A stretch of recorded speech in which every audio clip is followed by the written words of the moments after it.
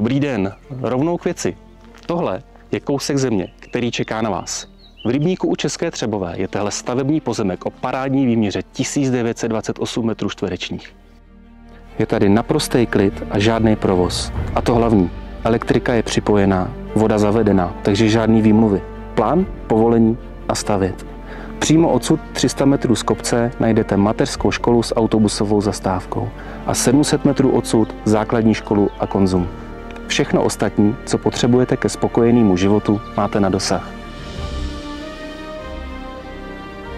Centrum Český Třebový je odsud jen 3 kilometry. Školy, obchody, kultura, sport. Všechno za pár minut.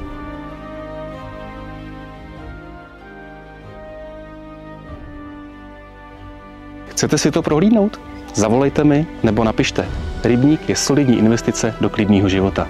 Mějte se krásně.